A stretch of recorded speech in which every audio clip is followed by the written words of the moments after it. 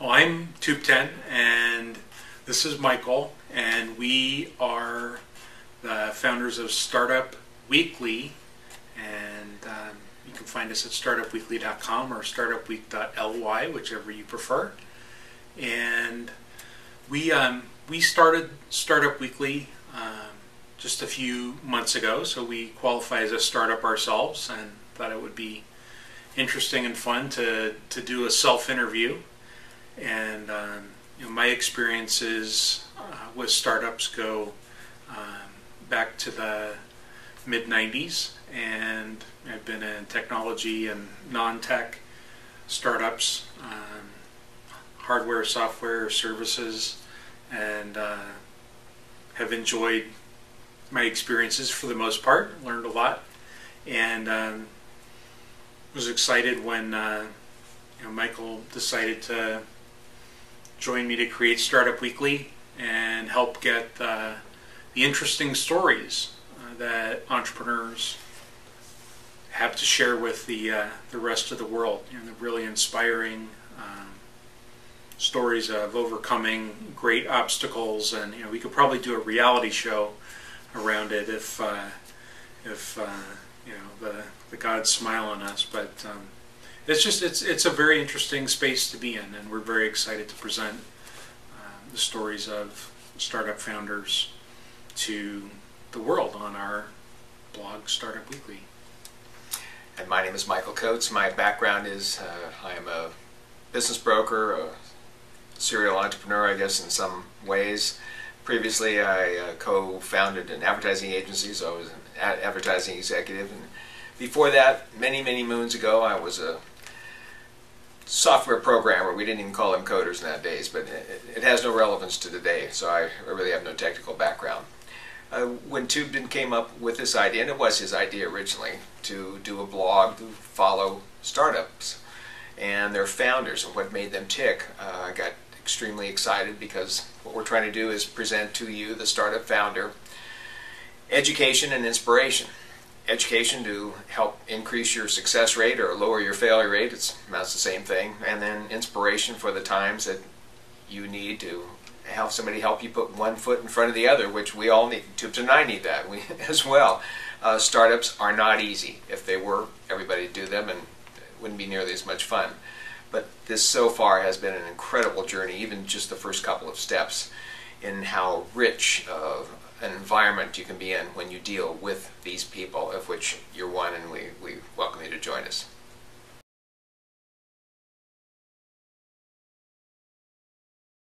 I'll go first this time. You go first this time? Yes, because my biggest hurdle is education. I am in a brave new world when it comes to social media, blogs, JavaScript, WordPress, all these new words and new worlds.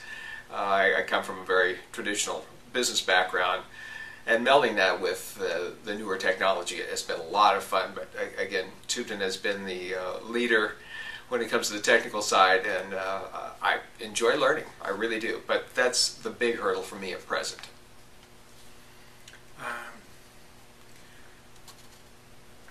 Wow. Well, the big hurdle that that I overcame for this business specifically has been just jumping in. Making the commitment to take the time and energy and mind share and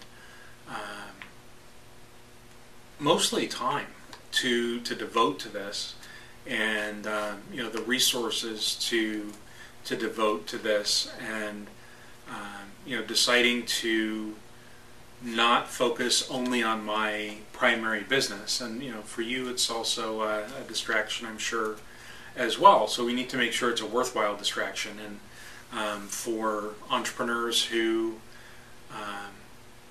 have two jobs, or they have one job and they're starting their own company and they're doing both at the same time, that is a hurdle to overcome. It's how do you manage that? And for me, I was inspired by the idea, and finding finding the justification to do what's necessary to get it done, right? So kind of throwing my hat over the wall, so I have to go get it. So when we said we would do this, we started talking to people about it. It's not so much we said it to each other, but it's when we started telling other people that it was coming, and it was coming, in the new year, and watch for us. That's when things, I hate to use cliches, but the rubber met the road at that point, right? We really had to deliver on what we said we would do. So making that commitment was the biggest hurdle for me. I agree.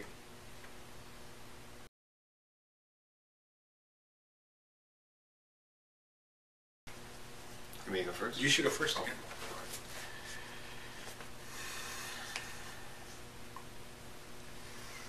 Probably the writing in a different style.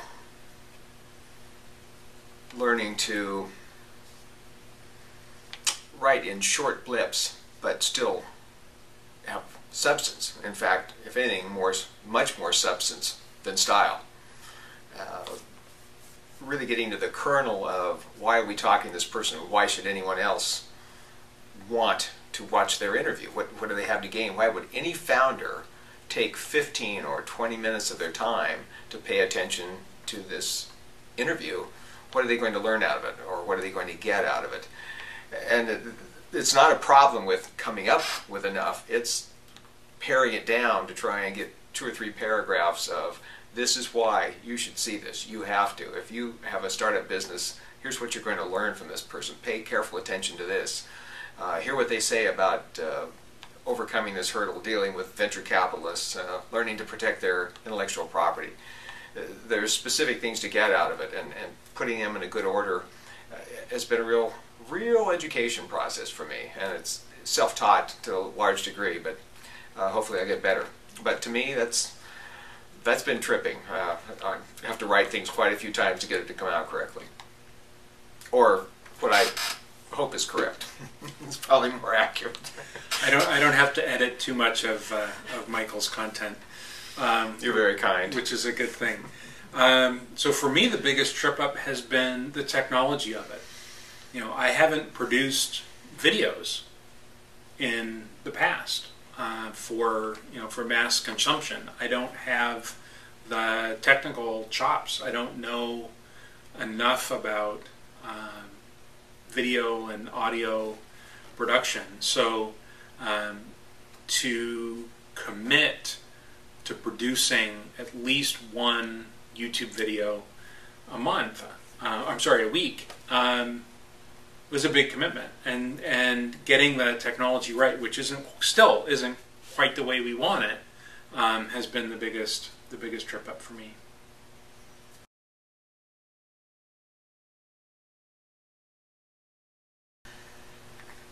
For me, the books and the people that the founders mention in their interviews have been some of the greatest resources.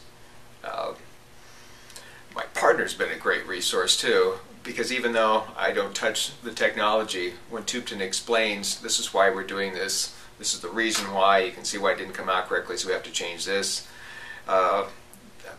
He's probably the biggest resource, because the technology is the toughest part of this, and it's the part that I don't get, and never will dig into it. I just won't put in the time to do it.